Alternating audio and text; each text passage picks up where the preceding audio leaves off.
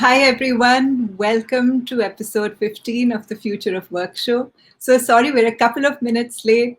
We had a technical glitch, but it's all sorted. So for those of you who've been following us through the several weeks we've been doing these conversations, we often invite people who have special insights into some topic that is of relevance to the future of work. And today I have a very, very special guest with me to talk about a topic that I think sparks a lot of our imagination. So I'm just going to bring him on. Hi, Professor Hoffman. Thank you Hello. so much for joining us. How are you doing? Good. So Good delighted. morning, good evening. Good evening, yeah. So firstly, delighted to have you on our show and delighted that everything is working technically. It's always Yes, I'm sorry. No worries at all. Professor Hoffman, one of the things I really wanted to ask you was what got you interested in this space? I've read that you've been working in this field for over 16 years now. So, I'd love to hear a little bit about what got you excited about human robotic interactions at the very start.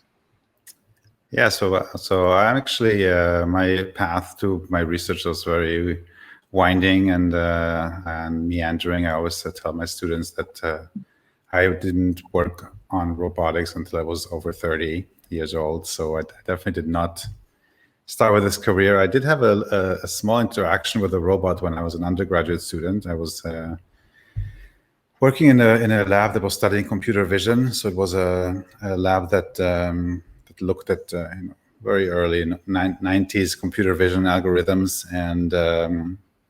and we got a robot, a donation of a robot, and so I was supposed to program it to do something.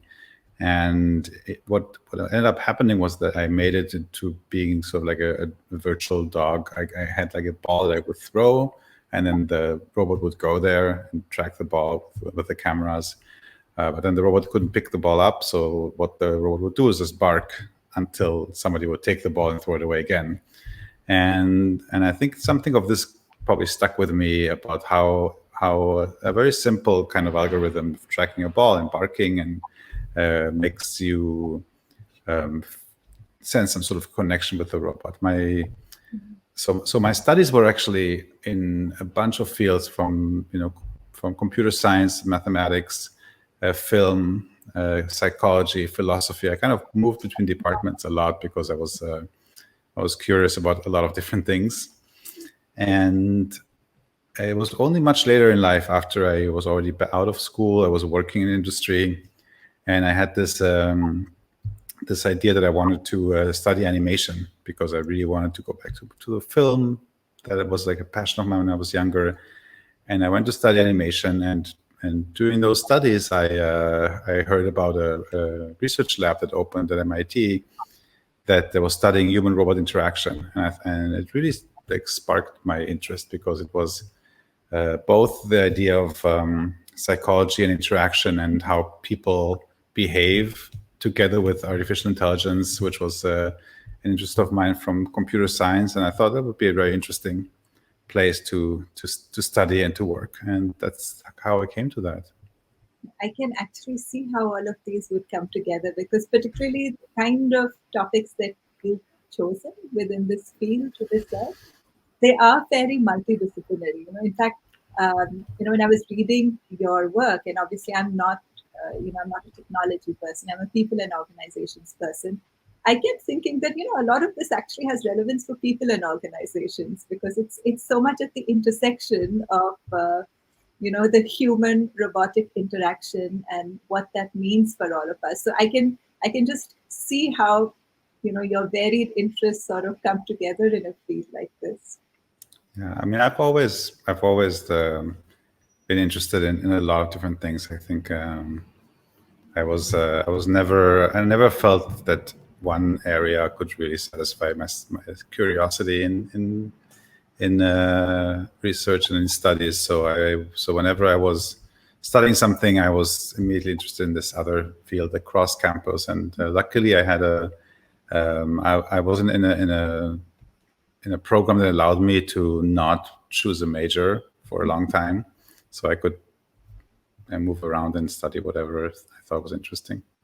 That's really, really interesting.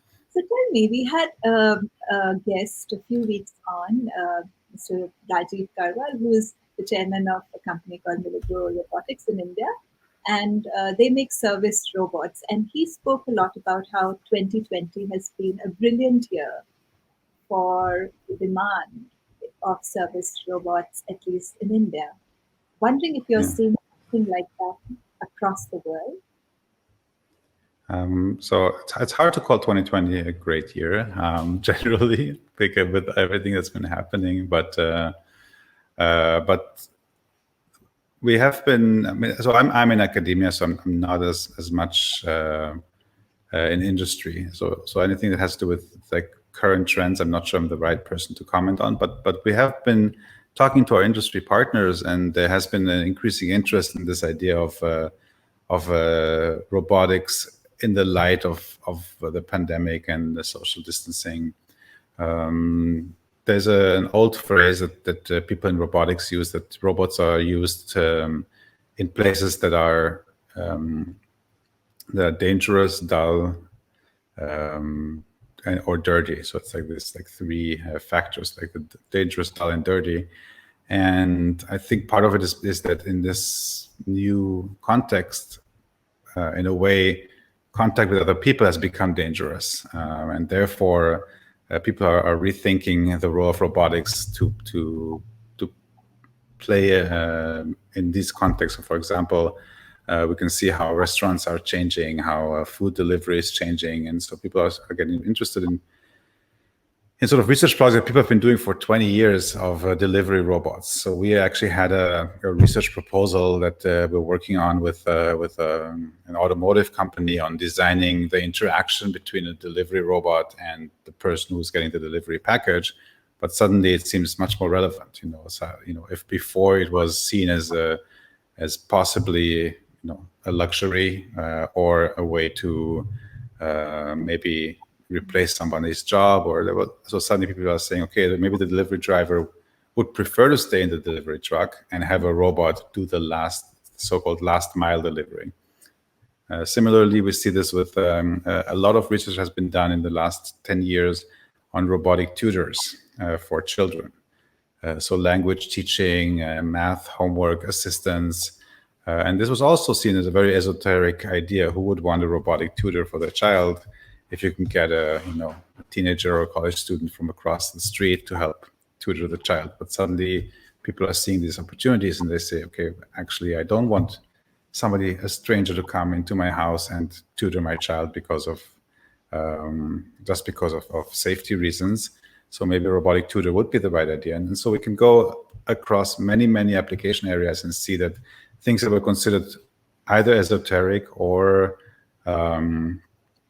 considered that they were, maybe ethically questionable, etc. There's suddenly this new motivation for these types of robots.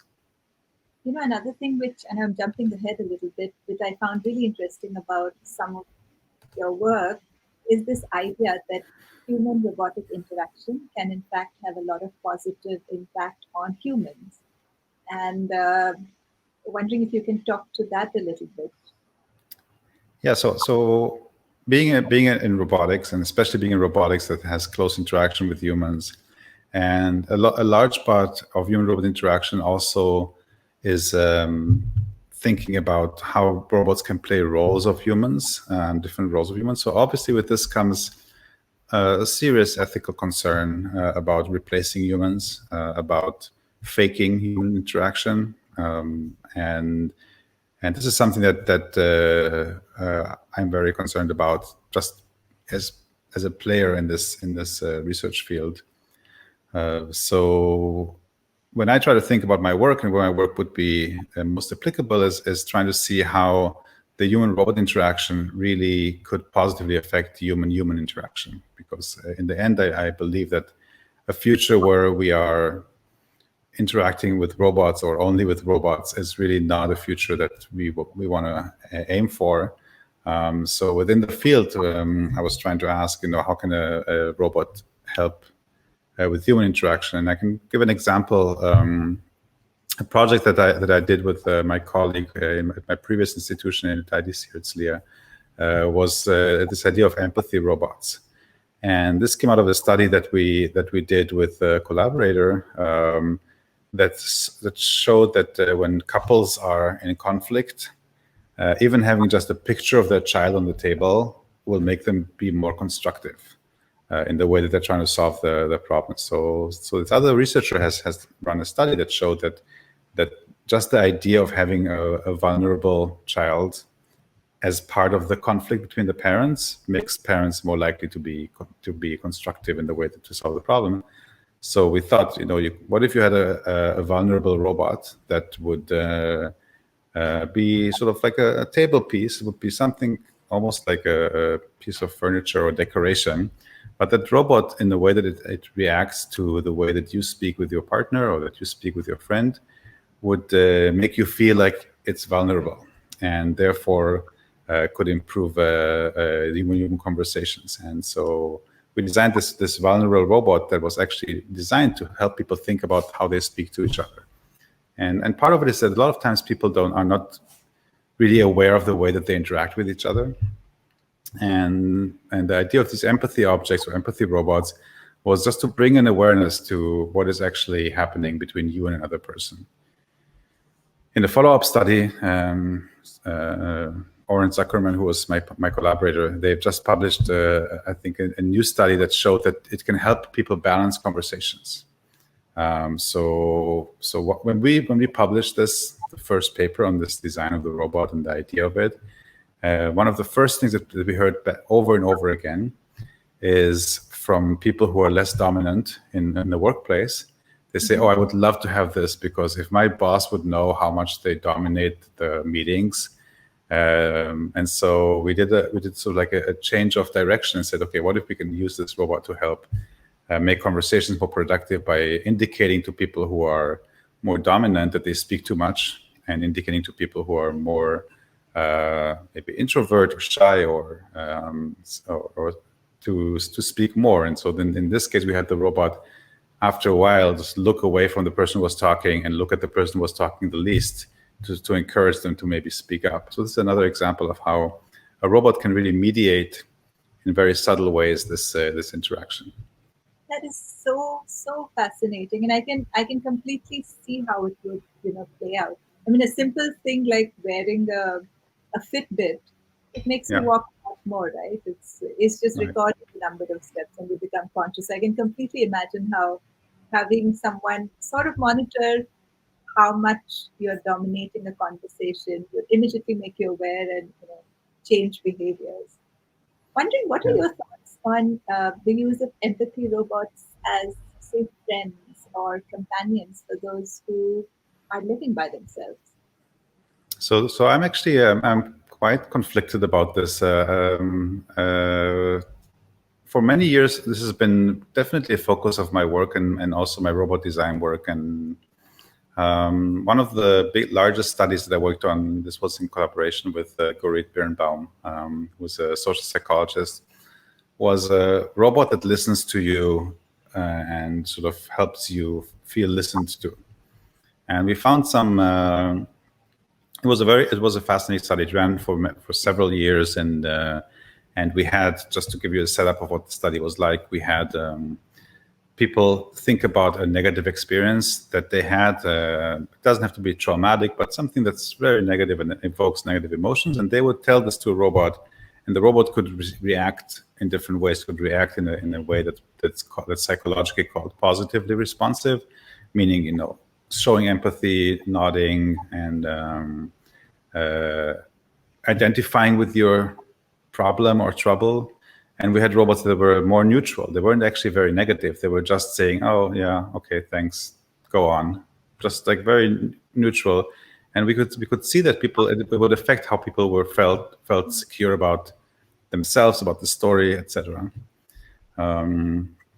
At the time, I thought this was actually a really promising study because the way that I was thinking about this is, in many cases, one of the reasons I think that this worked was that people were actually able to open up a lot to the robot, and this was surprising even to us. because we saw people within minutes talking to a robot in a way that they would not talk to a stranger, even though they knew they were being recorded. We told it was a lab. They saw the cameras on them. But within minutes, people lost almost their boundaries while they were talking to the robot. And so at the time, we thought it was a big success because we said, we can really have robots that can help people feel better about negative events.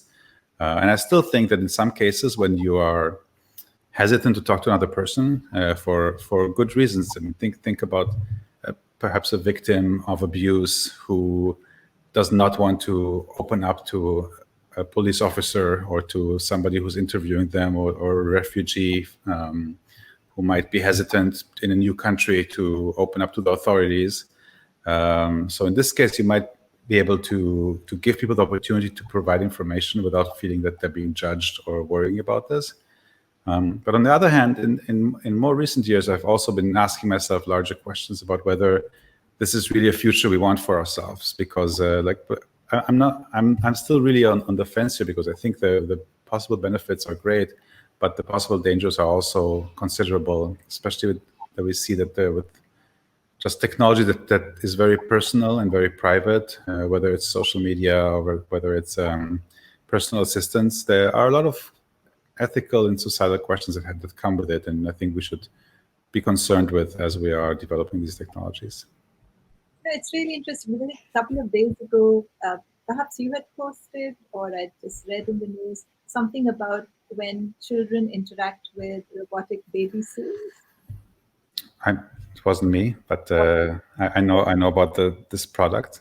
Yeah, so it has a positive impact on them. So, and of course, I read your research on how having a robot empathetically listen to you helped people in a stressful task afterward. And when I did that, I was reminded of another study on how people felt being interviewed by, interviewers, robotic interviewers. And according to that study, people actually felt quite good.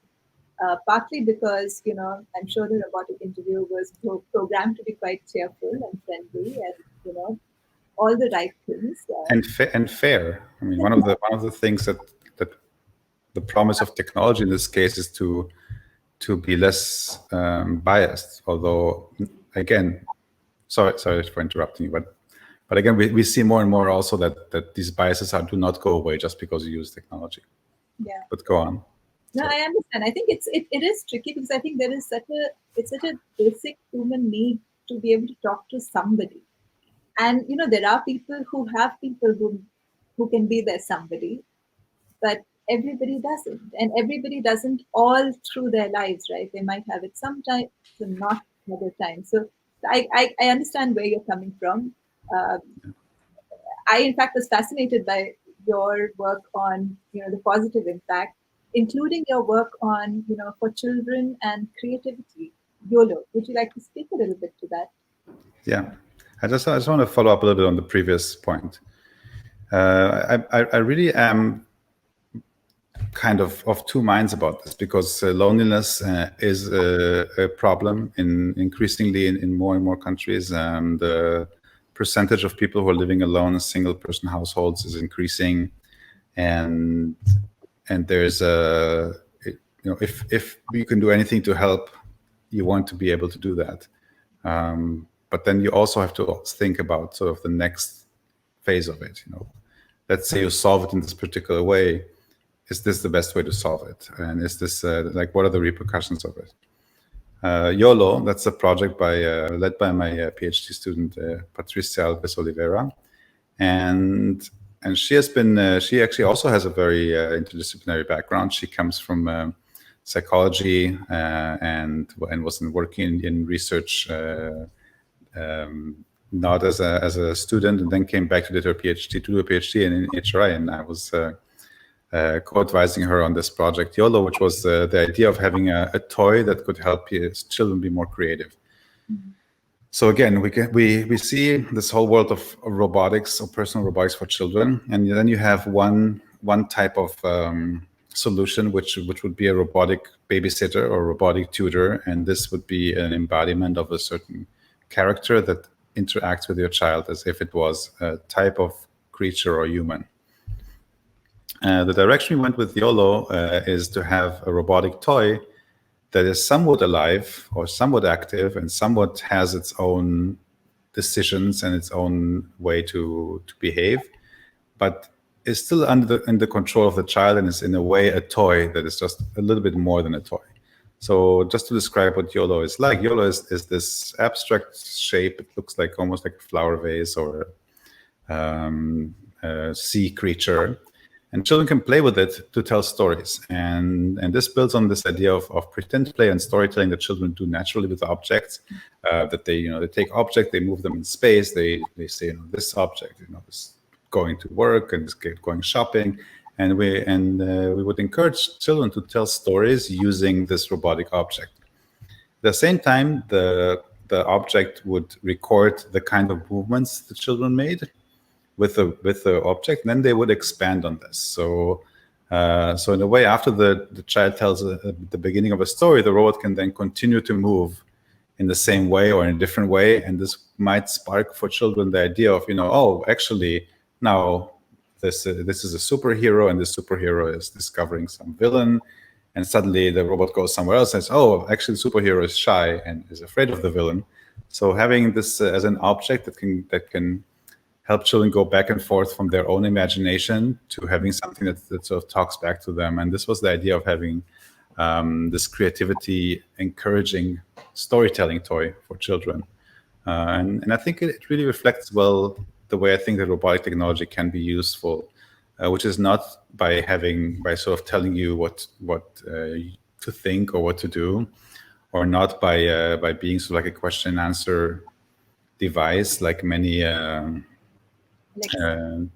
like Alexa and many of the education technologies are, but really to give you a tool that's generally under the child's control, but gives it a little bit of extra, material for imagination. And especially Patricia, who was a very deep thinker about education and creativity, was always very careful to include the right concepts in the technology and not let the technology drive what the outcome is. I can imagine. I mean, I think at least for 20 years, robots in whatever form they were available have been very popular toys for kids. So, yeah. I mean, I'm sure that that's an industry which will only grow, and therefore responsible uses of that, of robotic toys will become, I'm sure, a really important conversation, parents, industry, academics. So I'm just going to read a couple of questions.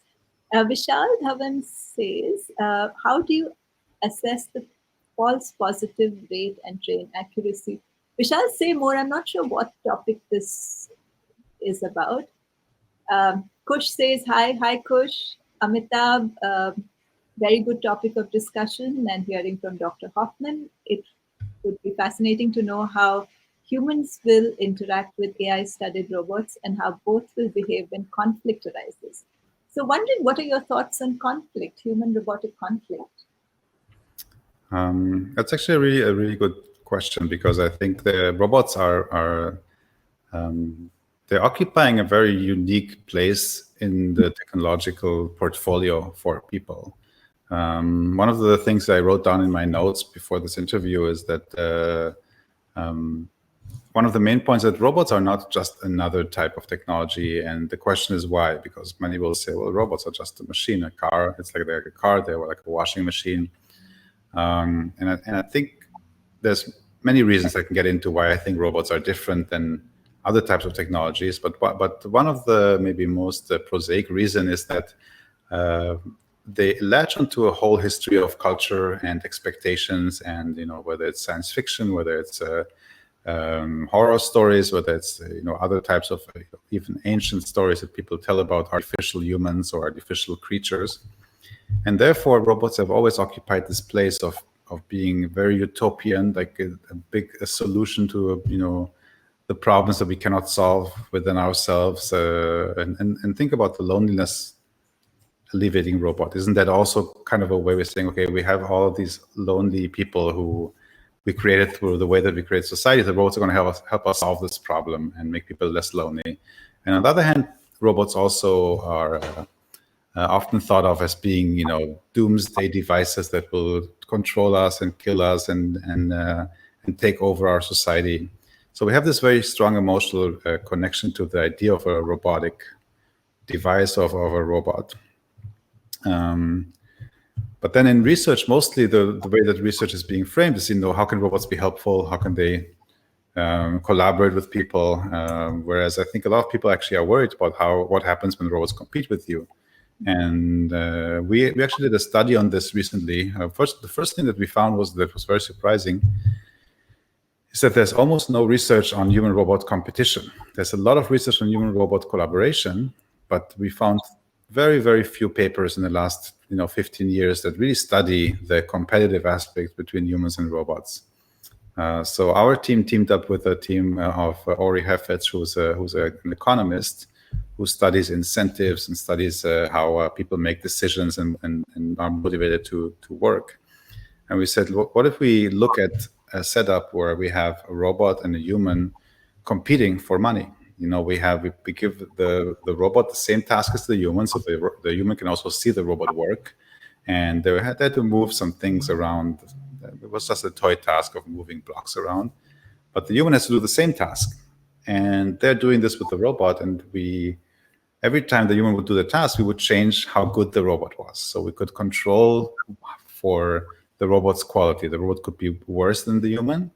And then they would sort of, in a way, they would split the money at the end. They would split the chance of winning a prize. Or the robots could be much better than the human, and then the humans would not have a great chance of winning the prize.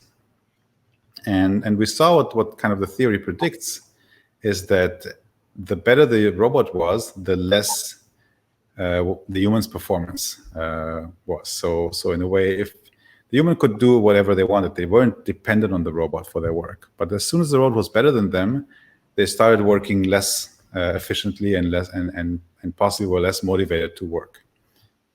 The second, even more disturbing aspect of this was that people thought they were worse at the job the better the robot was. So when we asked them, how good are you at this task? And this task is a very simple task. You have to count letters and then you have to move a block from one point to another. And you had to rate yourself. How good are you at this task? And the better the robot was, the worse people thought they were on the task. So in some way, perhaps they compared themselves to the robot. And these are just two examples from if you think about a workplace where you and a robot work together. And this is not a science fiction. I think part of the idea for the study came from many years ago when I saw when they first had the automatic checkout counters in supermarkets and these large stores. I don't know if not all stores have them, but some large chains have these automatic checkouts.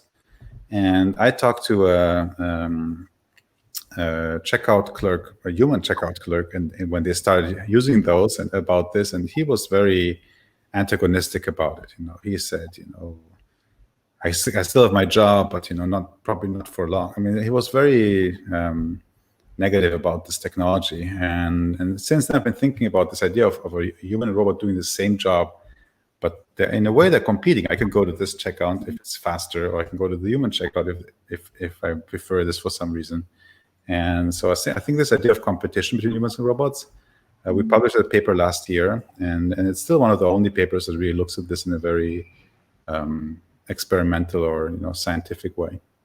It's such a fascinating outcome, though, right? Because it just shows that, I mean, even though you know that it's a robot and not a human, but the experience is not that different as, if there's some really capable, human being who joins your team and sort of shows you up by being so much better. It seems to evoke very similar feelings.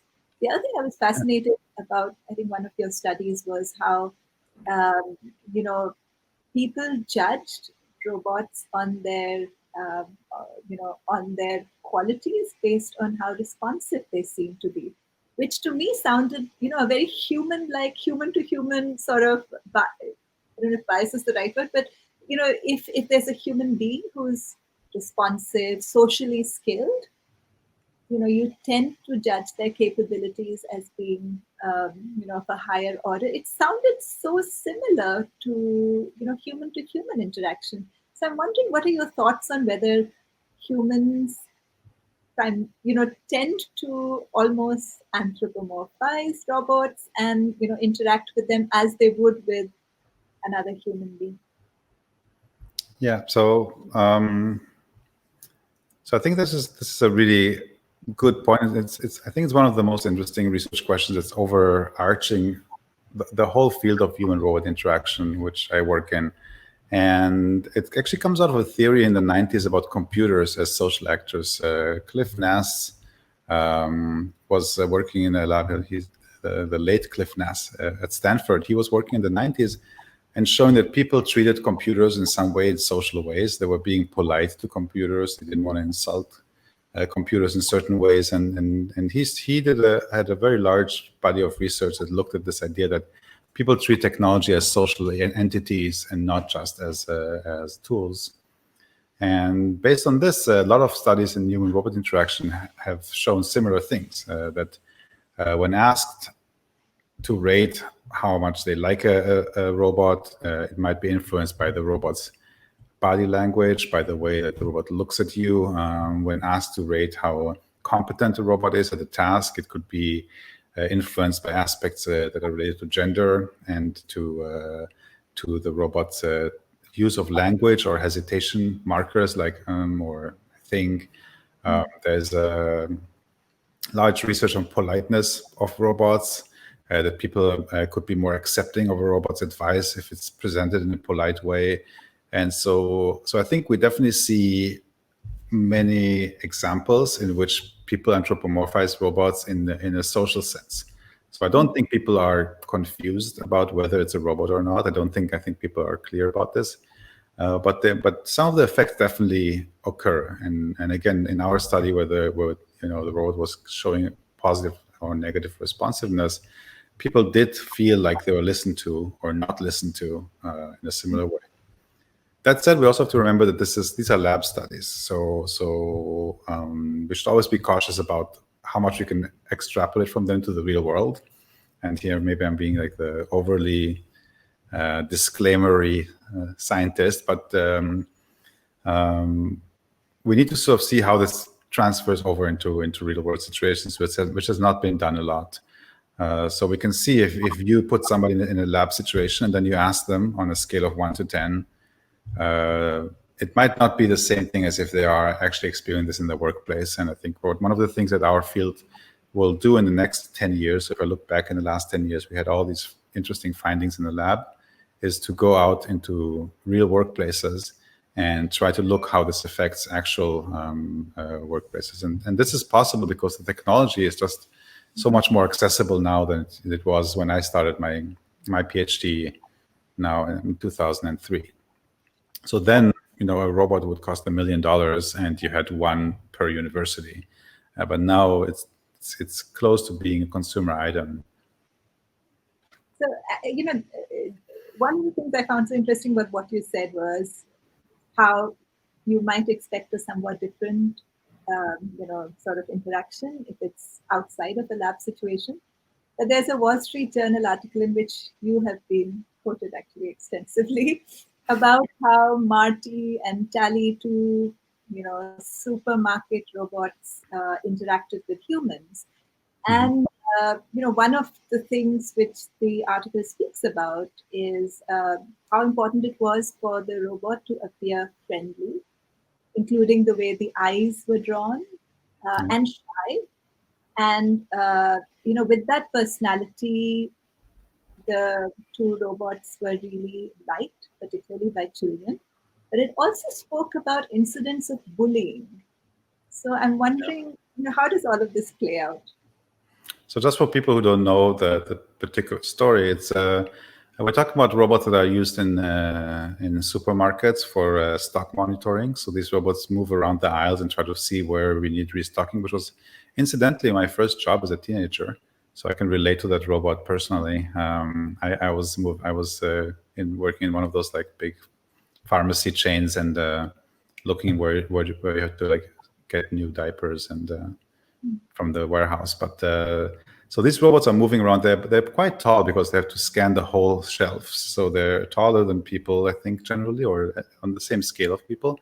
And they move slowly just across the shelves. And the designers of these robots did not, I think, consider the interaction aspect as much. So they just keep a certain distance from people. And one of the first things that came up in this is that people felt like the robot was stalking them, because the robot was trying to keep a certain distance and somebody was just scanning the shelves looking for a particular brand of toothpaste. And then the robot would stay a meter away from them. And then as they moved 10 centimeters, the robot would come 10 centimeters closer because to keep the same distance. And so they felt they were being stalked by the robot. And so the designers of the robot had to start implementing a lot of more social behaviors that were appropriate for something that looks or is the size of a human in your space. One of the things that you mentioned, I mean, part of it is that they put eyes, they just put like fake eyes, like stickers on the robot to make people relate better to them. But I think there's this other aspect we were talking about bullying. I think we can definitely imagine, and we've seen also in some field studies, that people can get aggressive towards these robots. And then you have this other aspect of it where they say, okay, this robot is annoying me, it's blocking my way, I can't move, and also it can't feel pain, so I'm just going to push it away, right? So you have this dual danger here, that the robot could be perceived as being socially or emotionally threatening, but then also there's no empathy towards the robot because you understand it's a machine. And I experienced the same thing myself. There's this security robots that are being used quite extensively in some places, where you have a robot about the size of like 1.5 meters with cameras, microphones, speakers, and they had like painted like security devices, like a police thing. And I was on some tech campuses in Silicon Valley where they have these just driving around the campus and patrolling. And I felt very uncomfortable, when I was crossing the path with one of them. First of all, you kind of don't know what it's looking, if it's taking your photo, and then it sometimes has these words that it says, I forget the company name. I'm a whatever, something security robot monitoring the premises. Please continue walking. And some people, can have a very negative reaction to this. The studies were done about 10 years or so in Japan with mall robots. So there's similar technologies being implemented in shopping malls for guidance mostly. So you can actually see them. Well, now you can't, but when travel comes back, you can see them at the Incheon airport in Seoul in Korea. But if a robot, it asks you, like, what are you looking for? You say, I'm looking for, cigarettes in the duty-free store or whatever. And they say, okay, follow me. I'll show you where it is. And they guide you through the airport to find the right thing you're looking for. And then we saw that kids sometimes are, bullying the robot. They will kick the robot. They will punch the robot. And in part, when it's kids, they probably are just exploring the boundaries of what this thing is and what it can understand and what it can feel. But it's something that, as I said before, if you think about if you are in a demonstration or a protest and you have a police robot come and approach you, you can expect that people will be much less restrained to harming or to doing something aggressive towards the robot that's in a security role rather than a person. So again, to summarize all of this, I think the thing to think about is we have these technologies that are in some ways social technologies. I mean, they use social cues, they use body language, they use sticker eyes, because we know that we react positively to eyes. They use a certain voice and a certain way to use language, politeness or aggressiveness, or a gendered voice in some cases to indicate some gender-related side effects. And in the same time, it's clear that it's a technology. It's clear that it's an inanimate object. It's clear that It's just a collection of metal, plastic, electronics. And how will this play into the interaction relationship? I think is what we need to keep in mind when we design and deploy these technologies. If I may just add one more thing, and the same is true not just for public places. So we've been talking about robots in public places. Generally, when I think about robots, I think about three contexts: the home, the public space, and the workplace. And these three are kind of have their own rules. As just as humans, we know this. The home has its own rules, and the public space has its own rules, and the workplace has its own rules. And so this is an example for public places. Let's think about this in the workplace, and then we get into this idea of like a robotic team member, a robotic competitor, a robotic boss, a robotic subordinate, and each of these has its own text like fabric of social rules and interactions and behaviors that you need to take into consideration when you introduce robotic technology into this in this kind of space. That's so fascinating. I would have never even imagined a robotic boss. I mean, a genuinely robotic boss, should I clarify? But you're saying that that's also something that's a possibility. Oh yeah, definitely. I think I don't think it's a good possibility, but I definitely think it's a possibility. And I've been thinking a lot about robotics in the workplace recently. This has been more and more my focus of the focus of my research. But we're already dealing with a lot of these issues in the workplace and what is the so-called gig economy. And if you don't think that you would have a robotic boss, I think if you're a gig economy driver for Uber or Lyft or one of those companies, I think you already have a robotic boss. I mean, you don't just think about somebody who was working at a cab station, and now our younger listeners very soon will not even remember what it means to have a cab station. But you have a boss that tells you where to go and who to pick up and when to come back, and you have.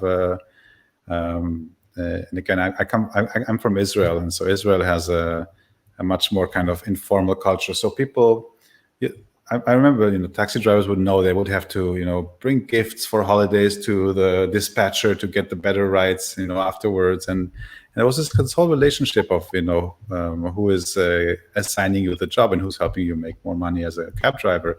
And this is now being controlled by an algorithm, you have to sort of please the algorithm to get better rides as a worker in a gig economy.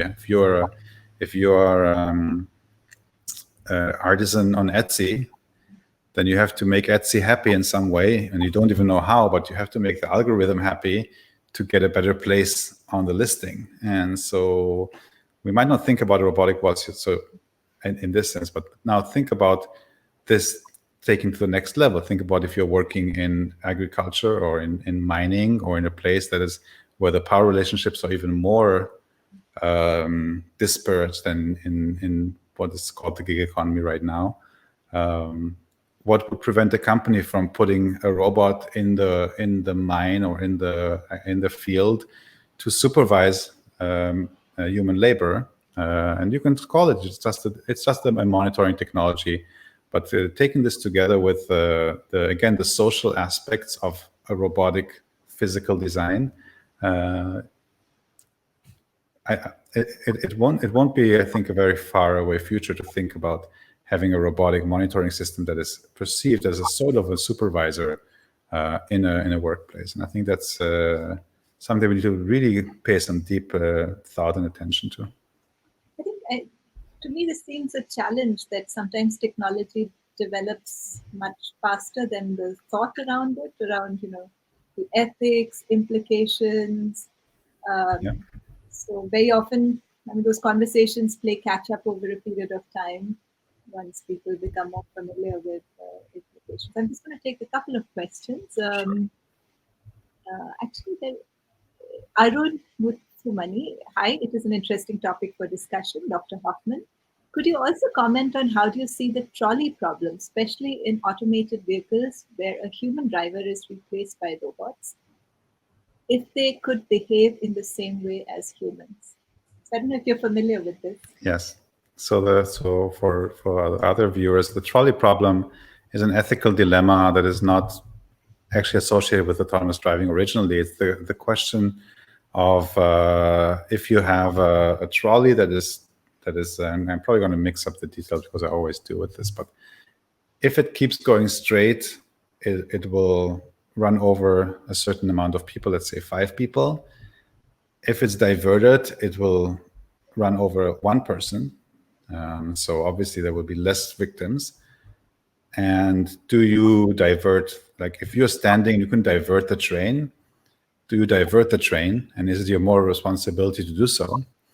And the question is, I mean, people who are complete utilitarians will say, obviously it's your moral responsibility to do so because you will save 4 people and kill 1 person. Other people will say, well, if you don't do it, you didn't actually change. You just let destiny happen. And in this case, you took this 1 person's life with your own actions, and therefore you murdered this 1 person.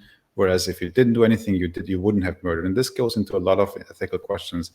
And this came up quite a bit in the context of autonomous vehicles. And the reason I'm going to sort of cite back a really important paper that came out of Brown University in Bertrand Maller's lab that showed that people judge people and robots differently in this context. So people would definitely forgive a human for not doing it in a moment, but they would not forgive a robot. If it was an automated switching system, they would expect that automatic system to choose the 1 person. But you wouldn't expect a person to choose the 1 person because of the added responsibility, I think, that this added burden, ethical burden that you add to a person. And so I think Bertrand Maller's work suggested that people want technology to be utilitarian, but forgive people for having other considerations. And so this plays again to the question of autonomous cars. And actually, I would so thanks for the question, Arun. But I actually am on the camp of people who say that this is not the right question to ask about autonomous cars, because autonomous cars hopefully should be and will be programmed to be much safer than that in the first place. And so if so many people, like I don't want to cite people who I'm not sure if they said it, but I've seen robotics researchers who say, this is really not the right question to ask, because we will, this kind of decision making is something that autonomous cars will be able to avoid, because they won't even get near a place where they have to decide whether to run over 1 person or 4 people. And so these kind of questions are not quite relevant for autonomous cars, just because their perception and action system is so different than ours, and they will not even get into the situation. But the question that is, I think, important to ask about autonomous cars, and there is an ethical and kind of societal question, is how do we ensure the kind of safety levels that we have in other technologies, and especially people like Missy Cummings, I think she's at Duke University, says that we should think about the aviation industry. Like how did we make planes so safe, and how did we enable people to fly safely without worrying about it? And the way we did it is not the Silicon Valley way. We did not put planes everywhere and let people build planes and let them fly people without any precaution, and have them fly over cities while we're developing the technology. And I think the big sort of ethical and societal questions about autonomous cars is really who is deciding when to put an autonomous car on the road, and why can a company like Google influence the Arizona legislature to allow them to drive autonomous cars without having proven to the regulators that it's a safe thing to do. And I'm not saying it's not a safe thing to do. I'm just saying that the dynamics between the AI companies and basically how large and rich they are, and how they can influence regulation in a way that's, we have this developing technology being tested on real roads.